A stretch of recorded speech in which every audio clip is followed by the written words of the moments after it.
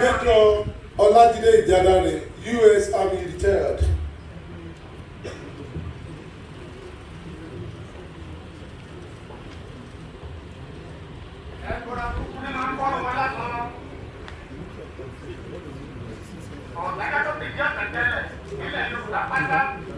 Bàbá wa Chief Imam Ìlọrin Alhaji Àdúrà mi gbà. Bàbá ẹ̀rọ ọmọ yìí kan wá síwájú àfẹ́ ṣe ní lópò. Ọ̀dọ̀ bá wá ẹ lè wá fúnra yín bàbá.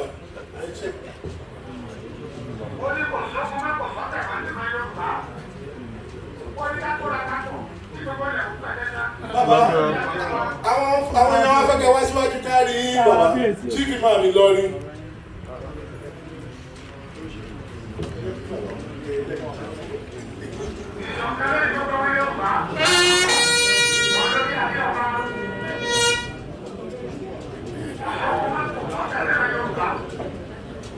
Kábíyèsí o.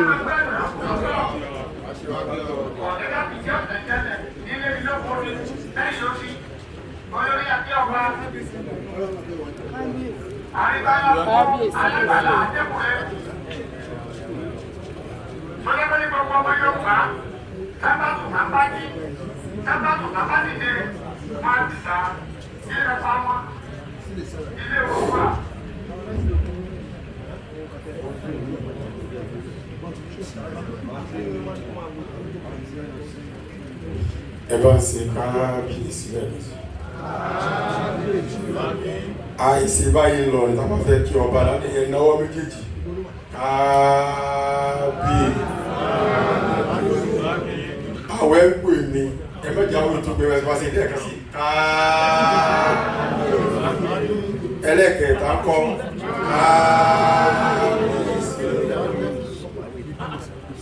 Gbogbo ẹni tó bá ní ojú yàtọ̀ fún ojú mọ́tò mọ́kànlélé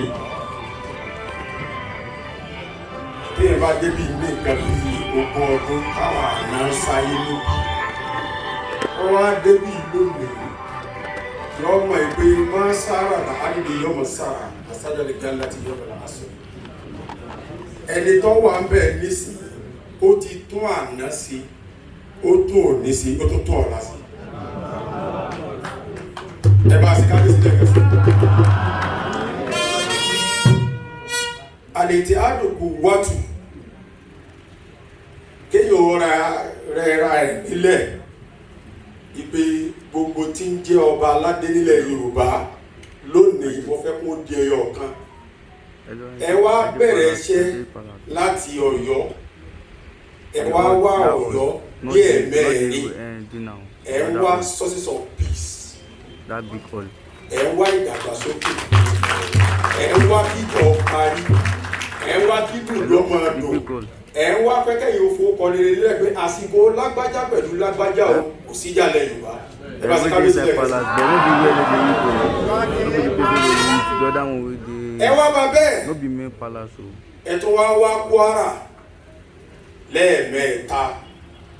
Tí ń túmọ̀ sí pé kò sí ìlú tí ń bẹ nílẹ̀ Yorùbá tẹ́ ẹ̀ tí ìfẹsẹ̀ yín dé ká máa tún sọ pé Èkó ìgbà tí ọ̀rọ̀ COVID-19 tún ṣẹlẹ̀ ní last year ẹ wo iye owó tẹ́ ẹ tún ná ìpè bó ní àlàáfíà òfin ìjọba fún gbogbo ọmọ Yorùbá ẹ bá ṣe kábíyèsí lẹ́ẹ̀kan sí. Ẹ tún wá bẹ́ẹ̀ ẹ tún ṣiṣẹ́ lọ ọba aládé tí ń bẹ nílẹ̀ Yorùbá wọ́n jẹ́ 972 ẹ̀kọ́ wá dákẹ́ Aláròyé sákòó ẹ wá pé àwọn olórin wípé ìwọ kọrin ewì oníbẹ̀ẹ̀ni ọmọ ẹ̀yàn kì torí pé ìran Yorùbá a gbọ́dọ̀ ní orí kì tá à ń lò ayàtọ̀ sún mọ́là àbí Ìgbò tó bá fẹ́ kíyàn wá ní ọmọ Olúgbàgbé ọmọ odò ọba ọmọ àǹtẹ̀tẹ̀ ọmọ kọ̀ọ̀tà tí ń bẹ lọ́làdí Ọ̀yọ́ ọmọ Olúgbà sáàkì kárí ìjìní àgbé ọmọ tí wọ́n fi sálàtù ẹ̀rí pé eré ọmọ òwò ẹ̀tún wá wò pé àwọn owó ní tí ń ṣiṣẹ́ àwọn eléwì tó kọrin ewì ẹ̀tún fún wọn ní mọ́tò ní ọdún yìí gbogbo àgbáyé tó gbọ́ ẹ bá ṣe kábíyèsí lẹ́ẹ̀kan sí. ọ̀wá sẹ́ni tí máa ń ṣerú ẹ̀ láyé bàbá wọn nífẹ̀ẹ́ tí ò ní nígbẹ̀yìn kò sẹ́ni tí máa tún nǹkan ṣe láyé tó kọ rẹ̀ máa parẹ́ orúkọ yóò ní parẹ́ ẹ bá ń sàmì àkọ́kọ́ àwọn táwọn ẹ̀ kó pọ̀ yìí látara bẹ́ẹ̀ mo kí i púpọ̀ wọ́n á kí àwọn ọba first class second class third class tó wà bí láti Èkìtì láti Ìmẹ̀sí láti Oǹdó láti Ìjẹ̀bú torí pé tí ń fa ìjókòó yìí lónìí tó fa ìjókòó yìí gangan Professor Bánjí Akíntóyè tí wọ́n fẹ́ sọ tẹ́lẹ̀ ó ní pé bóò la sì fẹ́ di ẹyọ kan bóò la sì fẹ́ di òṣùṣù ọwọ̀ tí yà ò ní máa jẹ wá nílẹ̀ Yorùbá tí àwọn bàbá ti wá ṣáájú wípé Yorùbá nation à ń wá nǹkan báyìí àbá ń wá nǹkan báyìí tá a bá ti lè dúró bẹ́ẹ̀ ẹ mọ̀ kó ti parí mo wá jẹ́ ìpín gbogbo àwọn obìnrin yóò ní nǹkan bíi ọ̀sẹ̀ kan sí wọ́n wá sí pálásì ìpè àwọn wá kí kábíyèsí wa o ọba Ọ̀nìrìṣà o ìpè ṣe é faramọ́ Yorùbá nation ẹni bẹ́ẹ̀ ni inú gbogbo àgbáyé sì dùn nígbà tẹ́yìn bá ti faramọ́ gbogbo ọba náírà 72 ti bẹ́ẹ̀ Yorùbá táwà lábẹ́ yìí wọ́n ti faramọ́ náà nù torí pé àṣẹ tẹ́ ẹ bá ti gùn torí bẹ́ẹ̀ ni chairman gbogbo ọba tí bẹ́ẹ̀ Nàìjíríà so Ọlọ́run jẹ́ máa padà síbò Ọlọ́run jẹ́ máa padà síbò èyí tí prince wa wá ṣe lónìí kì í ṣe pé bóyá wọ́n ṣe fún Èkìtì nìkan torí pé tẹ́ ẹ bá ń wo Èkìtì nílùú tó lágbára nílẹ̀ Yorùbá Èkìtì jẹ́ kan Èkìtì ni ò lábà wọn ẹ máa gbọ́ Ọ̀yẹ́ Èkìtì Ẹ̀fọ̀nláyè Èkìtì Ìkọgùsì Èkìtì Ìjẹ̀bú-Jẹ̀ṣà Èkìtì gbogbo Èkìtì Èkìtì Èkìtì Èkìtì kò sí ìlú míì tó wà nílẹ̀ Yorùbá tó ní ó kọ bá tó tẹ̀léra báwọn Èkìtì ò ní bàjẹ́ o Ìlọrin táwa náà ti wá tí ń jẹ́ Kwara State lápapọ̀ àwọn ọba wa ń jẹ ìyáláyàáyà pé wọ́n pe wọn mọ́ abẹ́ north ìyà tí sì ń jẹ wọ́n yìí kò sí tó lè gbọ̀n ìyà inú lẹ́yìn tá a bá ṣe ìsọsọ́rin Áfíríkà ṣe Yorùbá nation torí pé òfin tí wọ́n gbé kalẹ̀ lérí traditional ruler wọ́n ti sọ di emirate pẹ̀lẹ́sìtẹ́ tí ń pe emirate ni pé jàǹbá ń gbàtẹ́ pé àwọn tán kéwú ní Saudi Arabia wọn ọ̀pọ̀lọpọ̀ wọn ò lò fún ilẹ̀ Yorùbá wọ́n fi ń takò ẹ̀sìn ni kò sí ẹ̀sìn tí ìran Yorùbá lè máa sìn tí ò sí Saudi Arabia gbà táwọn èèyàn mọ ìtàn ẹ̀sìn torí pé gbogbo táwọn sí ilẹ̀ Yorùbá òun náà ló wà ní Saudi Arabia but àwọn èèyàn onímọ̀ kìíní yẹn ò gbọ́ àgbọ́yé inú àwọn èèyàn onímọ̀ ẹ̀sìn ọ̀dà for example nísìnyí nígbà tí ìbá pe ọmọ rẹ̀ ní Mufutawu kí ló kọ rẹ torí kọ́ fẹ́ kọ́ máa jẹ́ ọkọ̀ mùsùlùmí ó wá ní Mufutawu kọ́kọ́rọ́ nígbà tí ọmọ tó wí àwọn tí ó sì ṣàlàyé fún òye wọn kí ló kọ́ ọmọ rẹ ó ní Ájàrátù òkúta stone nígbà tí ó mọ̀ sọ́kà pé sọ́kà tó bá jẹ́ onímọ̀ ní tó lè ṣàlàyé ẹ̀sìn fún yẹn pé má jẹ́ bẹ́ẹ̀ mọ́ o máa jẹ́ Ọ̀jájá Adéwùmí Adébọ̀wálé sẹ́kọ̀ ó kọ́ ọ̀ràn yẹn nu wọ́n lè dá ilẹ̀ sí arájà ní mínísàbí Yorùbá lórí tàbí máa kílẹ̀mù ìran Yorùbá wọ́n dára sí fi kọ̀bá ìlú Yorùbá wọ́n nà sí tù fi sùúbì Yorùbá fatabarakallāhu ásàlì Yorùbá. so ìran wa ní ká máa fi sọ́kọ̀ nẹ́ẹ̀sì so ká gbàgbé pa àṣà àwọn ẹ̀yà kan lè rí dé China lónìí kẹwàá pé ọmọ China gbogbo jẹ́ mùsùlùmí àbọ̀jẹ́ kristiani kọ́ wa máa jẹ́ ọkọ̀ táwọn Arábù jẹ́ ọkọ̀ Chengdu Chukwuchi jẹ́ òun náà wọ́n máa jẹ́ o sì kọ́ máa lọ mọ́sálásí òní máa lọ church so ẹ jẹ́ ká gbá àṣà wa mú Yorùbá culture is a seed that can never dry it's a symbol of peace and wisdom wàá lọ́rọ̀ kíkà.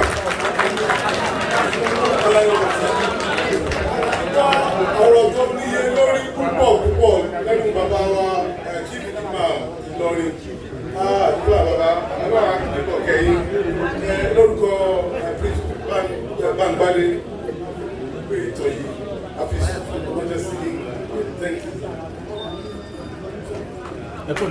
ẹ jẹ́ ká pàtẹ́wọ́ dáadáa wàláhì tí mo gbọ́ nínú wọn ó tún túbí lára ká àṣé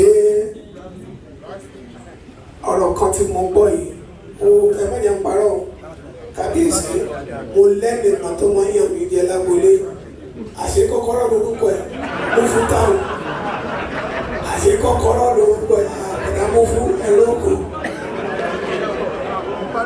ń bá ti délé gbọ̀dá kì ẹ̀ka àná onímọ̀ tó mo ti mọ̀ tí mo mú fún táwọn. master key Muftau master kọ́kọ́rọ́ wàláì ibi tí a dé yìí etí ẹ wà fi wà nínú èdè wa nìyí gbogbo wa pátápátá òun ló níbi tá a ti ṣe gẹ́gẹ́ bí bàbá ṣe máa ń sọ dídá báyìí ni wọ́n dáfẹ́ wọ́n bù kọ̀yọ́ ni wọ́n bù kàlẹ́ wọ́n bù kó gbogbo ni àtẹ̀pẹ́ tí ń ṣe bàbá ilẹ̀ á jẹ́ kí gbogbo wa rìn lórí ẹ̀pẹ́. Níbi tá a dé ìwé kejì ńgbà tí màá máa pè. You're watching World TV. Kindly subscribe to our YouTube channel for more videos. Click on the subscribe button and the bell beside it. This will notify you once we drop a new video. Thank you. Professor Aderounmule Ekuse, book presenter, otherwise called book reviewer. Bó dẹ̀ mọ̀ wípé èdè òyìnbó ni wọ́n fi kọ́ tí bá máa túmọ̀ sí Yorùbá á ṣe díẹ̀. Ẹ jọ̀ọ́ kábíyèsí ẹ foríjì mi ẹ jẹ́ kí n sọ èdè òyìnbó díẹ̀. Nígbà tó jẹ́ pé Professor Aderounmule Ekuse sọ̀rọ̀ tí àwọn ọ̀rá yìí wá tó jẹ́ pé èdè mo wá standing. Kábíyèsí ẹ dákun jẹ́ kí n introduce ara mi. I am Chief Olaposo Isiyiola. I am from Ipinle in our local government area of Ondo State. I reside in Akure. I am the Babagunwa of Temidire Ekiti. Kábíyèsí, today is a day of harvest of books for you. If I'm not making a mistake, we are going to have about 4 books presented to Your Highness today. But first, let me talk about this book, A Concise History of the Yoruba. Well, what we have here is that Prince Bangbade, my very good friend, is trying to capture the history of Yoruba land. And one we want to ask him what actuated him to do so.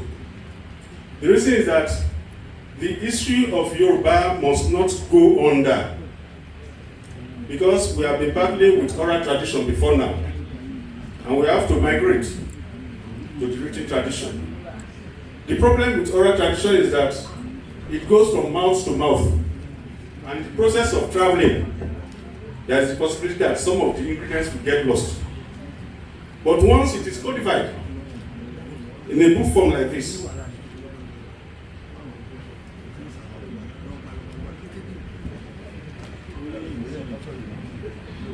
so, Your Majesty, if you try to codify the history of Yoruba, then you have given it permanence.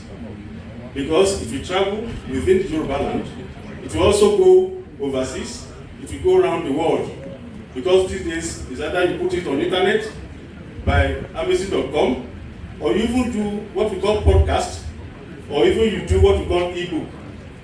By that reason, the history and the tradition of Yoruba will go from this place to the entire world. Now, Prince Bangbade has captured the essence of Yoruba race in this book. He has told us the concise history of each of the segments of Yoruba. And I want to say this, because Imesi is an integral part of Yoruba, therefore the history of Imesi will never go under, and that part of the history of Yoruba will always be preserved. That is the essence of this book, and because of this reason, he has given me an authority to please present it to Your Majesty, so that you can have a complimentary copy. That is the reason why I said we are going to have a harvest of books today. That being what it is, the second part of my job here is this. Because we want Yoruba race to be preserved in its tradition, in its history, in its culture, a lot of things are being written, are being codified in the books. For me personally, who have been an author and a media content developer, I've also been an author of a book which has not been unveiled. It is going to be unveiled on the 10th of June, that is next month. And because he has invited me, I said, look, this is a golden opportunity for me to have a complimentary copy presented to His Royal Majesty, or His Imperial Majesty, the Onirisha. Please forgive me for that. Today, I'm having a book which I call Heroes and Icons Ondo State perspective. It also goes in the same line because Ondo is an integral part of your rulership. Ondo State is a Yoruba state, and you are the superintendent over the Yoruba race. Now the content of this book, Heroes and Icons, is a story surrounding the creation of Ondo State, ante-creation and post-creation. I've codified here those elements, including our own Professor Banji Akitoye, who were the people who struggled for the creation of Ondo State, with the Ekiti State as it were. Ọba ọkùnrin sí adé tó gba ọba ìmẹ̀sí mẹ́rin ní àlejò ní ààfin wa níbi gbọ̀ngàn ni. Ọ̀rọ̀ tó jẹ́ gbẹ́gbẹ́ ní ìmẹ̀sí ní àkọ́kọ́ ìlú tó parapọ̀ pé olùkọ́ ló ti wá. Èyí ìgbà yẹn kẹ́lẹ̀ sọ pé àwọn ìmẹ̀sí mẹ́fà náà gbọ́ pé ó wà ní ìwé ìtàn Ilé-Ifẹ̀. Ọlọ́run jẹ́ ọ̀rọ̀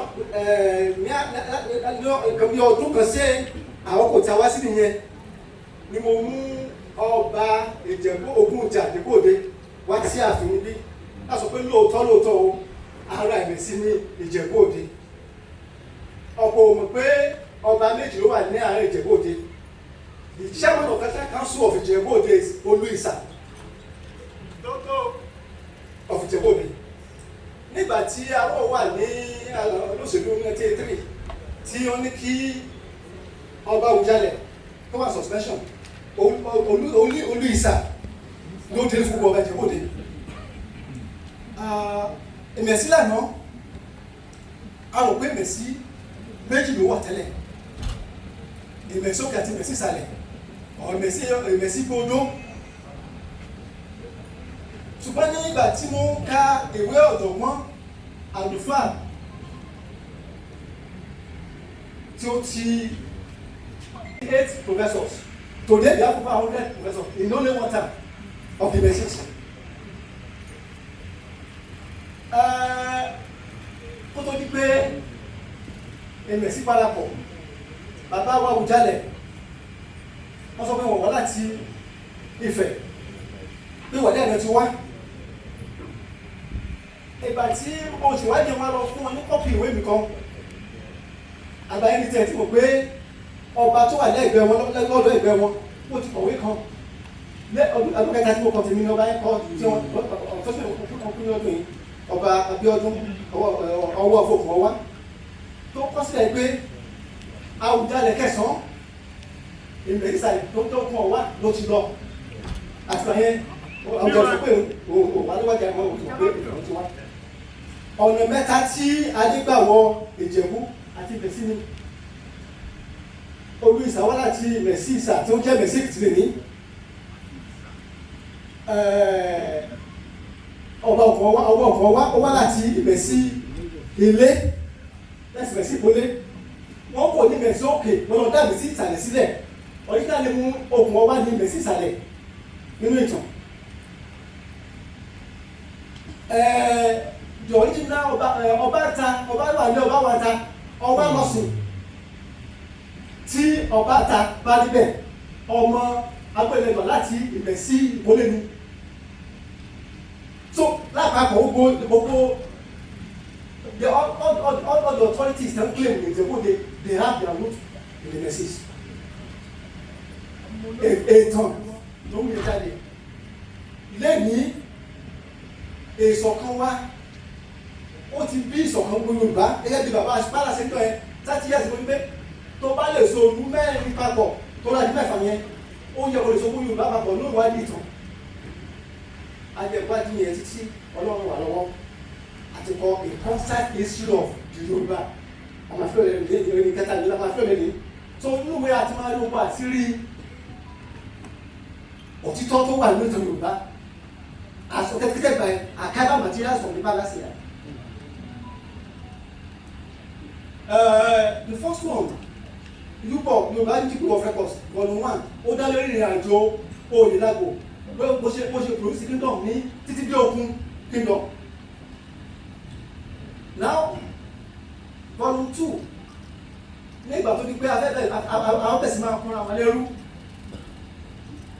àwọn Yorùbá ara wọn kúnra wọn lẹ́rú, Ìbàdàn World Camp ní akóra gbogbo Ìjẹ̀ṣà Èkìtì Ìjẹ̀bú bọ́lá pàṣẹ kọ́ra papọ̀ sí Ìbàdàn pé wọ́n kàn láti fáìtì àwọn tó rẹ̀ fún gbogbo tó wáyé náà ni lẹ́yìn ìgbà tó ti bá ìjà òkúta lé ọ̀tá tán adá máa fúnra ọ lẹ́rú ìyẹn ló mú kí àbúrò Bàǹgbádé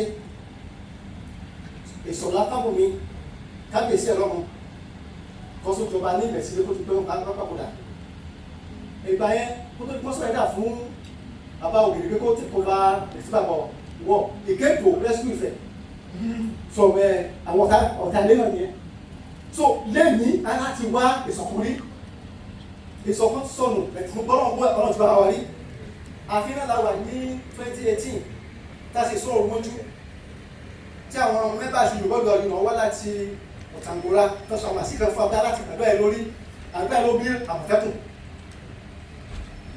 kábíyèsí láti fi àkó fòfò lẹ́mí ìmẹ̀sídé ti bí Yorùbá ọ̀dọ̀ àyíyàn Yorùbá ọ̀dọ̀ wà ní gbogbo ibi tí Yorùbá wà ní gbogbo àgbáyé ẹ̀fà ọkọ̀ pọ̀ ní north ju south lọ àsàtọ́kì tó yóò because afẹ́ta máa sọ pẹ̀lú ohun kan Yorùbá ọ̀dọ̀ ẹni ó wá tiraka láti pé ìṣọ̀kan wà nínú Yorùbá alákàtí ọ̀la wá ní pé ká wá ìfẹ́ rí láàrin ara wa torí kí ẹ̀yin bàbá gba ìdílé ẹ̀yin àgbà bàbá gba onílé àná kábàájú bàbá wa tí ò ní wà bí ọ̀rọ̀ tó fẹ́ sọ ó pọ̀ fún ọ̀rọ̀ ìṣọ̀kan àti ibi tí a bá ìṣọ̀kan dé àti pé àwa tí a ní lọ́wọ́ tí a jẹ sẹ́kù tí a ti ìrànlọ́wọ́ fún àwọn tó ń gbà pé ká lè sọ pé àdúrà mi pé lẹ́yìn ìní ìṣọ̀kan bí bá ṣe ń lọ sí àtẹ̀sọ́ ọ̀pọ̀ Jésù. Thank you very much. bẹ́ẹ̀ ni wọ́n kò fún mi jà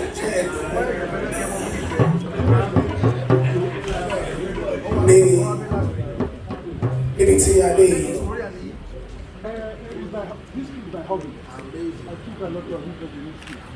Máa bẹ aṣojú bàbá wa ààrẹ Afẹ́ Babalọlá kọ́ máa bọ̀ bí ẹjẹ́ bá pàtó fún ọkọ̀ máa bọ̀.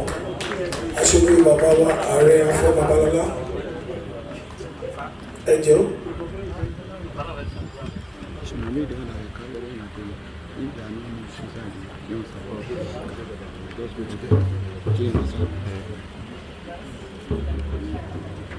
Kábíyèsí kábíyèsí kábíyèsí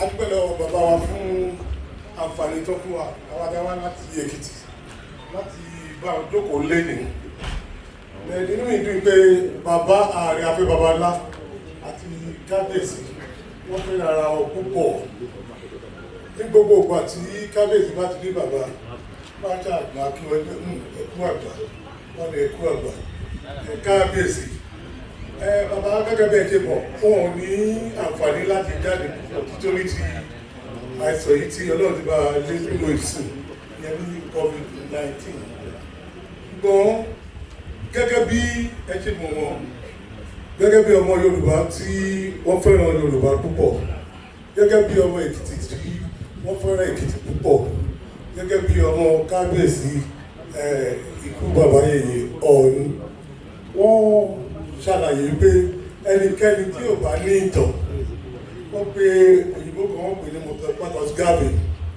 Marcus Garvey he said that people without the knowledge of his past history and events is like a tree without root ẹnikẹ́ni tó bá wà tí ò mọ orísun tó ti wá ó dàbí igi tí ò ní gbòǹgbò rárá ìyẹn fi hàn yí pé ìtàn jẹ́ ohun tó ṣe pàtàkì fún àwọn ìran wa nínú ọ̀pọ̀ ìtàn tí a ti gbọ́ sẹ́yìn yìí tí à ń gbọ́ lọ́wọ́lọ́wọ́ ní Yorùbá ti ṣàkíyèsí tọ́dẹ̀ ti rí pé àwọn òṣìṣẹ́ ọmọ àlè nílẹ̀ Nàìjíríà ipò ọmọ ọkọ ni wá àmúdẹ̀ gbàgbọ́ pé ọmọ ọkọ yẹn ni bàbá rẹ̀ fẹ́ kí a ṣe délẹ̀ Ọlọ́run dẹ̀ bá gbà fún wa ní gbogbo akitiyan pátá tí àwọn òǹkọ̀wé wa ń ṣe ṣùgbọ́n àwọn gẹ́gẹ́ bí amòfin wọ́n fẹ́ kí ìtàn ìdàwà ọ̀pọ̀ ìtàn tí àbá balance àwọn historians tó bá ti kọ̀wé wọ́n ní history held that àwọn fúnra wọn gbọ́ngbà ní ọ̀pọ̀ ní sọ̀jọ́ abẹ́líkò pàtó wọ́n ní history held that is ìsọsọ wípé ànitọ́dẹ̀ ní oríṣiríṣi ẹ̀ka ìtàn Banji Akíntóyè ṣe kó yàtọ̀ díẹ̀ sí ti Ọlọ́wọ́lá ìtàn Reverend Johnson nípa Yorùbá ó ṣe kó yàtọ̀ díẹ̀ sí ti Ládìgbòlú ṣùgbọ́n kókó ibẹ̀ ó ní àwọn ọmọ Yorùbá ní láti dìmú a gbọ́dọ̀ kọ́ àìtàn láti túra wa ká a gbọ́dọ̀ kọ́ àìtàn láti kóra wa jọ ni kábíyèsí mo fi dá Kọ́lá Gbàgbádé lójú pé bàbá wa ààrẹ bó tilẹ̀ jẹ́ pé wọ́n rọrùn sí nínú ọlọ́wọ́ sí gbogbo àwọn ìtàn tó yẹ kọ́ ṣe fún yín gẹ́gẹ́ bí ọmọ Yorùbá tó ṣe ọ̀pọ̀lọpọ̀ research. Having a book of about 311 pages is not an easy joke. I use this medium to congratulate you for a good, for a job well done. Congratulations, Mr. Gbàgbádé. Kábíyèsí, mo dúpẹ́ lọ́wọ́ yín fún ìyọ̀ǹda ìjọba fún mi láti lè wà wájú ilé ní kábíyèsí. Ẹ jẹ́ bá fún aṣojú bàbá wa Afẹ́ Babalọ́lá ní àtẹ́wọ́. Kábíyèsí, with your express permission, permit me to call the representative of Ààrẹ Afẹ́ Babalọ́lá to do the presentation of the awards that are here. Please put your hands together once again. Ẹ jẹ́ ká pàtẹ́wọ́ fún ọlẹ́ẹ̀kan sí i.